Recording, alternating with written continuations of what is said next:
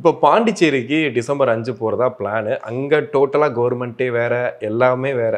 ஆனால் இப்போ அங்கேயுமே அனுமதி மறுப்பு அப்படின்னு சொல்கிறாங்க. என்ன காரணம்? அதாவது பெரிய வியப்பு என்னன்னாங்க, இங்கே அரசியல் கட்சிகள்கிட்ட கூட்டம் வந்துடாதான்னு ஏங்குற அரசியல் கட்சிகளை தான் நம்ம பார்க்குறோம். ஒரு கட்சிக்கு கூட்டம் வருதுங்கிறதே மைனஸாக வருது. விஜய்க்கு தான் இருக்கும்னு நான் நினைக்கிறேன். இப்போ பாருங்கள், எங்கே போனாலும் காரணம் என்ன சொல்லப்படுதுன்னா, கரூர் மாதிரி ஒரு சம்பவம் திரும்ப நடந்துடக்கூடாது.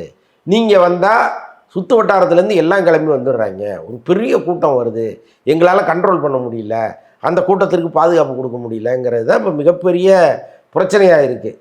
இதுவே அந்த கட்சிக்கு ஒரு ப்ளஸ்ஸாகவும் இருக்குது, மைனஸாகவும் இருக்குது. இதுதான் இப்போ மைனஸாக மாறி இருக்குது. என்னென்னா, இப்போ பாண்டிச்சேரியில் இந்த கூட்டத்திற்கு நாங்கள் அனுமதி கொடுத்தோம்னா, சுற்று வட்டாரத்துலேருந்து கடலூர், திருவண்ணாமலை, சிதம்பரம், அங்கே இங்கேன்ட்டு சென்னையிலேருந்தே போகுமே சார். ஆமாம், மொத்த கூட்டமும் அங்கே வந்து நின்றுச்சுன்னா எங்கள் பாண்டிச்சேரி தாங்காதுன்றாங்க. இன்னொன்று வந்து அங்கே ஃப்ரெஞ்சு பீப்புள் நிறையா இருக்கிற ஒரு இடம். இப்போ அவங்களுக்கான ஒரு சட்டத்திட்டங்கள்லாம் அங்கே இருக்குது. இப்போ தமிழ்நாட்டில் இருக்கிற சட்டத்திட்டத்தை விட அங்கே கொஞ்சம் இலகுவாக இருக்குது அப்படின்னா அது அவங்களுக்கானது, ஃப்ரெஞ்சு பீப்புளுக்கானது. இப்போ அன்னைக்கு விஜய் வராருன்னா அவங்களே வெளியில் வர முடியாது. அப்போ அவன் வந்து கோவப்படுவான், அவன் வந்து கவர்மெண்ட்டை கேள்வி கேட்பான். இவ்வளோ பிரச்சனைகள் இருக்குது. ஸோ இது எல்லாமா சேர்ந்து தான் இந்த பிரச்சாரம் இங்கே நடக்கணுமா அப்படின்னு அவங்க யோசிக்கிறாங்க.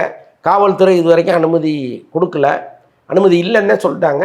இதற்கப்புறம் தாவேக்காவனுடைய முயற்சி என்னவா இருக்குது, அவங்க ஏதாவது பேசி இதை வந்து சரி பண்ண பார்ப்பாங்களா அப்படிங்கிறது தெரியல. பட் முயற்சி கட்டாயமாக எடுப்பாங்க. ஓகே, புஷி ஆனந்த் விட்டுருவாரா சார்? அவர் ஏரியாவில் சார் அது என்ன இருந்தாலும் ரங்கசாமி வந்து விஜய்க்கும் நெருக்கமானவர் தான், புஷி ஆனந்துக்கும் நெருக்கமானவர் தான். அவர் தான் இங்கே வந்து முதலமைச்சராக இருக்கார். அவர் நினச்சா அதை பண்ணிடலாம்.